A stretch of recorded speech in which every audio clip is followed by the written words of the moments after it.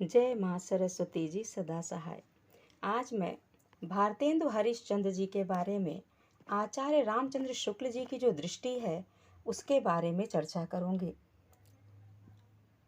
भारतेंदु हरिश्चंद्र एक जाति स्मृति, इसी में भारतेंदु हरिश्चंद्र जी के बारे में लिखा है उन्होंने कि क्या उनका व्यक्तित्व था, किस तरह से उन्होंने समाज में जागरूकता फैलाई, इन सब के बारे में एक अच्छी जानकारी उन्होंने दिया है। कहते हैं भारतेंदु हरिश्चंद्र एक निबंध है शुक्ल जी का, जिसमें उन्होंने आधुनिक हिंदी साहित्य के जनक के रूप में हरिश्चंद्र के योगदान का गंभीरता से विवरण प्रस्तुत किया है। कहते हैं भारतेंदु जिस रंगमंच के केंद्र में स्थित हैं, भारतेंदु जिस रंगमंच के केंद्र में स्थित हैं, उसके नेपथ्य में अभिनय के लिए कितनी गंभीरता से तैयारी चल रही है। शुक्ल जी ने लिखा है कि हिंदी गद्य का सूत्रपात करने वाले 4 महानुभाव कहे जाते हैं। हिंदी गद्य साहित्य के सूत्रपात के रूप में 4 महानुभाव का नाम लिया जाता है। सभी को कंठस्थ होगा मुंशी सदा सुखलाल, इंशा अल्लाह खां, लल्लू लाल और सदल मिश्र। सन 1803 ईस्वी के आसपास इन लेखकों ने जो प्रयोग किए, शुक्ल जी की शब्दावली में सच पूछिए तो वे गद्य के नमूने दिखाने वाले ही रहे। प्रथम प्रयास ऐसा ही होता है लगभग। अपनी परंपरा प्रतिष्ठित करने का गौरव इनमें से किसी को भी प्राप्त न हुआ। अपनी परंपरा प्रतिष्ठित करने का श्रेय उन 4 लेखकों में से किसी को क्यों नहीं मिला, इसका कारण है उनकी भाषा दृष्टि। भाषा दृष्टि व्यापक नहीं बन सकी। यह सीमा राजा लक्ष्मण सिंह की भी रही, जिन्होंने स्पष्ट कहा था, हमारे मत में हिंदी और उर्दू 2 बोली न्यारी न्यारी है। हिंदी इस देश के हिंदू बोलते हैं और उर्दू यहाँ के मुसलमानों और फारसी पढ़े हुए हिंदुओं की बोलचाल है। हिंदी में संस्कृत के पद बहुत आते हैं, उर्दू में अरबी फारसी के पद बहुत आते हैं, परंतु कुछ आवश्यक नहीं है कि अरबी फारसी के शब्दों के बिना हिंदी न बोली जाए, और न हम उस भाषा को हिंदी कहते हैं जिसमें अरबी फारसी के शब्द भरे हों। राजा लक्ष्मण सिंह ने उर्दू से हिंदी के अलगाव की जो सुदृढ़ आधारशिला रखी, उस पर भाषा संबंधी सांप्रदायिकता से भरी राजनीति का भवन बाद में भव्य बना। राजा शिव प्रसाद सितारे हिंद राजा लक्ष्मण सिंह के विपरीत अरबी फारसी शब्दावली से भरी गद्य शैली के विकास में लगे थे। शुक्ल जी के अनुसार राजा शिव प्रसाद गद्य में अधिक खटकने वाली बात थी उर्दूपन, जो दिन ब दिन बढ़ता गया। शुक्ल जी इन अतिवादों से अलग हटकर चलती व्यावहारिक भाषा के प्रयोग को महत्व देते हैं। इस दृष्टि से प्रवर्तन का श्रेय उन्होंने भारतेंदु हरिश्चंद्र को दिया। उनकी दृष्टि जो ऐतिहासिक दृष्टि है, उनकी ऐतिहासिक दृष्टि में भारतेंदु से पूर्व हिंदी गद्य का प्रस्ताव काल है, जबकि प्रवर्तन का काल उनकी ऐतिहासिक दृष्टि भारतेंदु से पूर्व हिंदी गद्य का प्रस्ताव काल है, जबकि प्रवर्तन का काल भारतेंदु युग है। प्रवर्तन का यह काल भारतेंदु की कुछ रचनाओं के निकल जाने के उपरांत संवत 1930 सन 1873 ईस्वी के लगभग हुआ। इससे पहले ही भारतेंदु विद्या सुंदर 1867 ईस्वी लिख चुके थे, परंतु वर्तमान हिंदी गद्य के उदय का समय स्वयं भारतेंदु जी ने ही हरिश्चंद्र मैगजीन निकलने पर माना है। शुक्ल जी स्वीकार करते हैं, उनके शब्दों में सुनिएगा, उन्होंने हिंदी गद्य का नया संस्कार किया।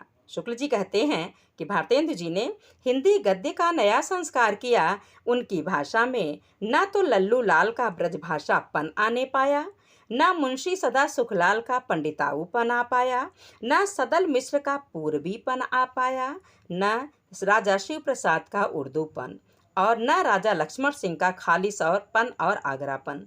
इतने पनों से एक साथ पीछा छुड़ाना भाषा के संबंध में बहुत ही परिष्कृत रुचि का परिचय देता है। शुक्ल जी की आलोचनात्मक प्रतिभा भाषा की परख में किसी बड़े से बड़े भाषा वैज्ञानिक की प्रतिभा से होड़ लेती है। उनकी दृष्टि में भाषा हमेशा महत्वपूर्ण रही है, शायद इसलिए भी कि आलोचना का रचना से संवाद या विवाद भी तो सर्वप्रथम भाषा के स्तर पर ही होता है। हरिश्चंद्र की विशिष्टता भाषिक प्रयोगों में प्रथमतः और प्राथमिक है, और शुक्ल जी उसे ही आधार बनाकर उन्हें प्रवर्तन का श्रेय देते हैं। हिंदी की स्वतंत्र सत्ता की प्रतिष्ठा भारतेंदु ने की। संस्कृत शब्दों के रहने पर भी उनकी भाषा सुबोध बनी रहती है। अरबी फारसी के शब्द आने पर भी उसमें उर्दूपन न आने पाया। शुक्ल जी स्पष्ट रेखांकित करते हैं कि वाक्य विन्यास में भी वे सफाई लाए। उनकी लिखावट में एक साथ न जुड़ सकने वाले वाक्य एक में गुंथे हुए प्रायः नहीं पाए जाते। तात्पर्य के उपर्युक्त संयोजन अव्ययों का व्यवहार जैसा उन्होंने चलाया वैसा उनके पहले न था। विराम की परख भी उन्हें राजा लक्ष्मण सिंह और राजा शिव प्रसाद से कहीं अच्छी मिली थी। खास बात यह है कि काव्य भाषा के स्वरूप पर भी उनकी दृष्टि गई। उन्होंने रेखांकित किया बहुत से ऐसे शब्द जिन्हें बोलचाल से उठे हुए कई सौ वर्ष हो गए थे, कविताओं में बराबर लाए जाते हैं, जिससे वे सर्वसाधारण के लगाव से कुछ दूर पड़ती जाती हैं। इस वजह से बहुत से लोग हिंदी कविता को अपने से कुछ दूर की चीज समझने लगे थे। कुछ कवि शब्दों को तोड़ मरोड़ कर कविता में प्रयुक्त करते थे, जैसे कवियों का स्वभाव रुख तोड़ना। तुलसीदास जी ने बताया है, वैसे ही कवियों का स्वभाव शब्द तोड़ना मरोड़ना हो गया था। भाषा की सफाई पर ध्यान देना जरूरी था। यह महत्वपूर्ण है कि आप भाषा को प्रासंगिक बनाएं और सहज सरल हो, बोधगम्य हो। यह महत्वपूर्ण कार्य हरिश्चंद्र जी ने किया। उन्होंने काव्य की भाषा ब्रज भाषा के लिए भी बहुत अच्छा रास्ता दिखाया। हरिश्चंद्र के प्रयत्नों से कविता का प्रचार भी देखते देखते हो गया। हरिश्चंद्र के जीवन काल में ही उनके कवित्व सवैये लोगों के मुंह से चारों ओर सुनाई पड़ने लगे थे। उनके बनाए गीत स्त्रियां तक घर घर में गाने लगीं। उनकी रचना लोकप्रिय हुई। उनके समय में जो संग्रह ग्रंथ बने उन सब में उनकी कविताएं विशेषतः सवैये भी रखे गए। लीक पीटने वालों की पुरानी पड़ी हुई शब्दावली हटा देने से भी उनकी काव्य भाषा में बड़ी सफाई दिखाई पड़ी। इस तरह संक्षेप में शुक्ल जी ने भाषा की रूप प्रतिष्ठा के संदर्भ में हरिश्चंद्र जी के योगदान का मूल्यांकन किया है। परंपरा को आत्मसात करके उसके प्राण तत्वों को लेकर उन्होंने यह कार्य संपन्न किया। इसके अतिरिक्त उन्होंने बड़ा काम यह किया कि हिंदी साहित्य को एक नए मार्ग पर लाकर खड़ा किया। वे साहित्य के एक नए युग प्रवर्तक हुए। शुक्ल जी लिखते हैं, उनकी शब्दावली सुनिए। यद्यपि देश में नए नए विचारों और भावनाओं का संचार हो गया था, पर हिंदी उनसे दूर थी। लोगों की अभिरुचि बदल चली थी, पर हमारे साहित्य पर उसका कोई प्रभाव नहीं दिखाई पड़ता था। शिक्षित लोगों के विचारों और व्यवहारों ने तो दूसरा मार्ग पकड़ लिया था, पर उनका साहित्य उसी पुराने मार्ग पर था। वे लोग समय के साथ आप तो कुछ आगे बढ़ाए थे, पर जल्दी में अपने साहित्य को साथ न ले सके थे। उसका साथ छूट गया था और वह उनके विचार क्षेत्र और कार्य क्षेत्र दोनों से अलग पड़ गया था। प्रायः सभी सभ्य जातियों का साहित्य उनके विचारों और व्यापारों से लगा हुआ चलता है। यह नहीं कि उनकी चिंताओं और कार्यों का प्रवाह एक ओर जा रहा हो और उनके साहित्य का प्रवाह दूसरी ओर जा रहा हो।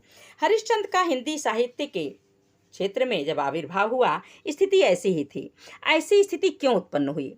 ऐसी स्थिति उत्पन्न होने का कारण यही है, शुक्ल जी ने बड़ी बारीकी से इसे समझाया है, कि पाश्चात्य शिक्षा सभ्यता के प्रभाव में जो अपनी आंखों से काल गति देख रहे थे और देश की आवश्यकताओं को समझ रहे थे, उनमें अधिकांश ऐसे थे जिनका कई कारणों से, विशेषतः उर्दू के बीच में पड़ जाने के कारण, हिंदी साहित्य से लगाव छूट गया था। जिनमें नवीन भावों की कुछ प्रेरणा और विचारों की कुछ स्फूर्ति थी, उनमें से अधिकांश को हिंदी साहित्य का क्षेत्र इतना परिमित दिखाई देता था कि नए नए विचारों को सन्निविष्ट करने के लिए स्थान ही नहीं सूझता था। इस विषम परिस्थिति में आवश्यकता थी एक ऐसे सामंजस्य पटु, साहसी और प्रतिभा संपन्न पुरुष की, जो कौशल से इन बढ़ते हुए विचारों का मेल देश के परंपरागत साहित्य से करा देता। भारतेंदु का उदय एक ऐसे ही युगांतकारी के रूप में हुआ। उन्होंने हमारे जीवन के साथ हमारे साहित्य को फिर से लगा दिया। बड़े भारी विच्छेद से उन्होंने हमें बचाया। यह तो हरिश्चंद्र जी का ऐतिहासिक योगदान है। अब उनकी रचनाशीलता पर शुक्ल जी का विचार क्या है? थोड़े शब्दों में ही समग्रता में उनकी रचना विशिष्टता का रेखांकन शुक्ल जी ने कर दिया है। शुक्ल जी लिखते हैं, भारतेंदु जी क्या थे? वे सिद्धवाणी के अत्यंत सरस हृदय कवि थे। भारतेंदु जी क्या थे? वे सिद्धवाणी के अत्यंत सरस हृदय कवि थे। इसमें एक ओर तो उनकी लेखनी से श्रृंगार रस के ऐसे रसपूर्ण और मर्मस्पर्शी कवित्व सवैये निकलते थे जो उनके जीवन काल में ही इधर उधर लोगों के मुंह से सुनाई पड़ने लगे थे, और दूसरी ओर स्वदेश प्रेम से बचे हुए भरे हुए उनके अनेक लेख और कविताएं चारों ओर देश में मंगल का मंत्र सा फूंकती थीं। अपनी सर्वतोमुखी प्रतिभा के बल से एक ओर तो वे पद्माकर और द्विजदेव की परंपरा में दिखाई पड़ते थे, दूसरी ओर बंग देश के मधुसूदन दत्त और हेमचंद की श्रेणी में। एक ओर तो राधा कृष्ण की भक्ति में झूमते हुए नई भक्तमाल गूंथते दिखाई देते थे, दूसरी ओर टीकाधारी बंगला भक्तों की हंसी उड़ाते तथा स्त्री शिक्षा, समाज सुधार आदि पर व्याख्यान देते पाए जाते थे। प्राचीन और नवीन का यही सुंदर सामंजस्य भारतेंदु की कला का विशेष माधुर्य है। साहित्य के एक नवीन युग के आदि में प्रवर्तक के रूप में खड़े होकर उन्होंने यह भी प्रदर्शित किया कि नए नए या बाहरी भावों को बचाकर इस ढंग से मिलाना चाहिए कि वे अपने ही साहित्य के विकसित अंग से लगें। प्राचीन और नवीन के उस संधि काल में जैसी शीतल और मृदुल कला का संचार अपेक्षित था, वैसी ही शीतल और मृदुल कला के साथ भारतेंदु का उदय हुआ, इसमें संदेह नहीं। शुक्ल जी आलोचना साहित्य में मित कथन के प्रतिमान हैं। उनके वाक्य अकारण ही सूक्तियों में के रूप में नहीं याद रखे गए। प्रसंगवश डॉक्टर नामवर सिंह ने वाद विवाद संवाद की भूमिका में लिखा है कि कभी कभी पूरा निबंध लिख जाने के बाद लगता है कि यह बात तो एक वाक्य में भी कही जा सकती थी। धन्य हैं वे लोग जो एक वाक्य को खींचकर निबंध ही नहीं प्रबंध तक बना डालने की क्षमता रखते हैं। अपने लिखे को छोटा करने का धीरज तो है, बड़ा करने की कला नहीं आती। कितना अच्छा होता कि एक वाक्य वाले निबंधों की कोई विधा होती। वाद विवाद संवाद की भूमिका अनभय सांचा, एक वाक्य वाले निबंधों की कोई विधा कम से कम गद्य में तो हिंदी में नहीं है। और लेकिन शुक्ल जी के आलोचना साहित्य में ऐसे एक वाक्य वाले निबंध या आलोचनात्मक टिप्पणियां भरी पड़ी हैं। भारतेंदु जी हरिश्चंद्र शीर्षक निबंध में इस दृष्टि से हम इस बात को देख सकते हैं। इसमें उन्होंने हरिश्चंद्र की देशभक्ति की सटीक पहचान की है। कविता की नवीन धारा के बीच भारतेंदु की वाणी का सबसे ऊंचा स्वर देशभक्ति का था। नील देवी, भारत दुर्दशा आदि नाटकों में आई हुई कविताओं में देश दशा की जो मार्मिक व्यंजना है वह तो है ही। बहुत सी स्वतंत्र कविताएं भी उन्होंने लिखी जिनमें कहीं देश के अतीत गौरव गाथा का गर्व, कहीं वर्तमान अधोगति की क्षोभ भरी वेदना, कहीं भविष्य की भावना से जगी हुई चिंता इत्यादि अनेक पुनीत भावों का संचार पाया जाता है। विजयनी विजय वैजयंती में जो मिस्र देश में भारतीय सेना की विजय प्राप्ति पर लिखी गई थी, देश प्रेम व्यंजक कैसे भिन्न भिन्न संचारी भावों के उद्गार हैं, कहीं गर्व, कहीं क्षोभ, कहीं विषाद। सहसन बरसन सो सुन्यो जो सपने नहीं कान, सो जय आरज शब्द को सुन फरक उठी सबकी भुजा, फरक उठी तलवार। क्यों आपू ही ऊंचे भय आर्य मोक्ष के बार, का कारण जानकर आर्य गौरव का गर्व कुछ आ ही रहा था कि वर्तमान की अधोगति का दृश्य ध्यान में आया। और फिर वही हाय भारत। हरिश्चंद्र की प्रतिभा में जो नई चमक दिखाई पड़ी उसके पीछे उनकी जातीय स्मृति का तर्क था जो वर्तमान की विसंगति को और अधिक उभार देता था। उन्होंने निराधार कल्पना की उड़ान नहीं भरी। शुक्ल जी के मत में हरिश्चंद्र ने बड़ा भारी काम यह किया कि स्वदेशाभिमान, स्वजाति प्रेम, समाज सुधार आदि की आधुनिक भावनाओं के प्रवाह के लिए हिंदी को चुना और इतिहास, विज्ञान, नाटक, उपन्यास, पुरावृत्ति इत्यादि अनेक समयानुकूल विषयों की ओर हिंदी को दौड़ा दिया। शुक्ल जी हरिश्चंद्र की स्थापना यहाँ आधुनिक बोध के साथ करते हैं। रीतिकालीन स्वायत्त कला से भिन्न स्थापना है यह। साहित्य को समावेशी व्यक्तित्व मिला है आधुनिक काल में। शुक्ल जी विषय क्षेत्र के विचार से कवियों को 3 श्रेणियों में विभाजित करते हैं। कुछ तो नर प्रकृति के वर्णन में ही अधिकतर लीन रहते हैं, कुछ बाह्य प्रकृति के वर्णन में, और कुछ दोनों में समान रुचि रखते हैं। पिछले वर्ग में वाल्मीकि, कालिदास, भवभूति और आदि संस्कृत के प्राचीन कवि आते हैं। इन 3 श्रेणियों में हरिश्चंद्र प्रथम श्रेणी में आ पाते हैं। उन्होंने अधिकतर नर क्षेत्र के वर्णन में ही रुचि ली है। बावजूद इसके शुक्ल जी मानते हैं कि उन्होंने कविता द्वारा नए नए संस्कार उत्पन्न किए। यह अलग बात है कि उनके स्वरूप को उन्होंने परंपरानुसार ही रखा।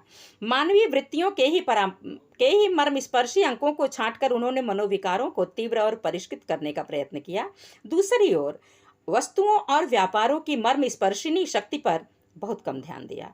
हरिश्चंद्र की ही नहीं, उनके पूरे युग की यह सीमा है कि उन्होंने प्राकृतिक वस्तुओं और व्यापारों की मर्मस्पर्शिनी शक्ति पर बहुत ही कम ध्यान दिया। उन्होंने मनुष्य को सारी सृष्टि के बीच रखकर नहीं देखा, उसे उसी के उठाए हुए घेरे में रखकर देखा। मनुष्य की दृष्टि को उसके फैलाए हुए प्रपंचावरण से बाहर प्रकृति के विस्तृत क्षेत्र की ओर ले जाने का प्रयास उन्होंने नहीं किया। भारतेंदु और उनके युग की यह सीमा शुक्ल जी की पारखी दृष्टि से बच नहीं सकी। उन्होंने साफ तौर पर लिखा है कि हिंदी साहित्य का उत्थान ही ऐसे समय में हुआ जब लोगों की दृष्टि बहुत ही संकुचित हो चुकी थी। वाल्मीकि, कालिदास और भवभूति के आदर्श लोगों के सामने से हट चुके थे। रीति युग में कविता विशुद्ध मनोरंजन की सामग्री बनकर इतरा रही थी। आधुनिक कविता रीतिवाद की प्रतिक्रिया में ही लिखी गई। क्रमशः उसका स्वरूप निखरता गया। शुक्ल जी ने प्रसंग निकालकर प्रकृति चित्रण को जो महत्व वाल्मीकि, कालिदास, भवभूति में मिला है का उल्लेख किया है। वाल्मीकि रामायण में हेमंत वर्णन, कालिदास के कुमार संभव में हिमालय वर्णन, रघुवंश का पूरा द्वितीय सर्ग, पूर्व मेघ आदि प्रकृति चित्रण के उत्तम अंश हैं। हिंदी में उच्च श्रेणी के जो भी कवि हुए, उन्होंने अधिकतर मनुष्य की चित्तवृत्तियों के विविध रूपों को कौशल और मार्मिकता के साथ दिखाया, पर बाह्य प्रकृति की स्वच्छंद क्रीड़ा की ओर कम ध्यान दिया। सूर, तुलसी आदि कवियों ने हिंदी कविता को उठाकर खड़ा ही किया था कि रीतिकाल के श्रृंगारी कवियों ने उसके पैर छानकर उसे गंदी गलियों में भटकने के लिए छोड़ दिया। फिर क्या था, नायिकाओं के पैरों में मखमल से सुर्ख बिछौने गड़ने लगे। यदि कोई षड ऋतु की लीक पीटने खड़े हुए तो कहीं शरद की चांदनी से किसी विरहिणी के शरीर जलाया, और कोयल की कूक से कलेजों के 2 टुकड़े किए, कहीं किसी को प्रमाद से प्रमत्त किया। उन्हें तो ऋतुओं के उद्दीपन मात्र संयोग या वियोग की दशा का वर्णन करना रहता था बस। उनकी दृष्टि प्रकृति के इन व्यापारों पर तो जमती नहीं। नायक या नायिका ही दौड़ दौड़ कर जाती थी, अतः उनके नायक या नायिका की अवस्था विशेषकर प्रकृति की 2-4 इन्हीं गिनी वस्तुओं से जो संबंध होता था, उसी को दिखाकर वे किनारे हो जाते थे। वन, नदी, पर्वत आदि इन याचक कवियों को क्या देते जो उसका वर्णन करने जाते। राजाश्रय लोलुप मंगते कवियों के कारण कविता केवल वाक्पटुता या शब्दों का शतरंज बनकर रह गई, विषयी लोगों के काम की चीज हो गई। इस समूचे परिदृश्य में शुक्ल जी उल्लेख करना नहीं भूलते कि हरिश्चंद्र प्रकृति के उपासक थे। इसमें संदेह नहीं कि वे अपने भाव 10 तरह के आदमियों के साथ उठ बैठकर प्राप्त करते थे और मनुष्यों की भीतरी बाहरी वृत्तियां अंकित करने में ही तत्पर रहे और नाटकों में ही विशेष रुचि दिखाई। प्रकृति के उपासक होने पर भी हरिश्चंद्र वन, पर्वत, नदी आदि चित्रों द्वारा मनुष्य की कल्पना को स्वच्छ और स्वस्थ करने का दायित्व वहन नहीं कर सके, तो इसका बहुत कुछ श्रेय उस युग के माहौल को जाता है। कविगण गणिकाओं के गायन से प्रेरणा ले रहे थे या फिर उर्दू कविता की जो चली आती हुई परंपरा थी उसमें अतिशयोक्ति का वर्चस्व था। बावजूद इस कमी के हरिश्चंद्र ने सत्य हरिश्चंद्र नाटक में गंगा की छवि का वर्णन किया है। चंद्रावली नाटिका में यमुना के तट का वर्णन भी किया है। बहुत अनोखा है ये वर्णन, अलंकृत है और इन्हें पढ़कर यह निष्कर्ष निकालना कठिन नहीं है कि हरिश्चंद्र का मन प्रस्तुत प्राकृतिक वस्तुओं पर रमता नहीं, हट जाता था। सार यह है कि भारतेंदु हरिश्चंद्र निबंध में आचार्य शुक्ल गहरे आलोचनात्मक विवेक से काम लेते हैं। उन्होंने हरिश्चंद्र की विशेषताओं का ऐतिहासिक परिदृश्य में आकलन किया है। उनके साहित्य में जो अच्छी बातें हैं उन्हें प्रभावशाली ढंग से मूल्यांकित किया है, किंतु जो कमी है उसकी ओर भी संकेत किया है। उनका यह निबंध आलोचक के नीरशीर न्याय का परिचायक है, आलोचकीय विनम्रता का, साहस का समन्वित उदाहरण है। इसको बता करके यह स्पष्ट करना चाहें कि जो बातें बच्चों तक, जो पुस्तकें नहीं पहुंच पा रही हैं पाठकों तक, श्रोताओं तक, उन पुस्तकों का सार भी, उन पुस्तकों की बातें भी उन तक पहुँचें। बहुत बहुत धन्यवाद।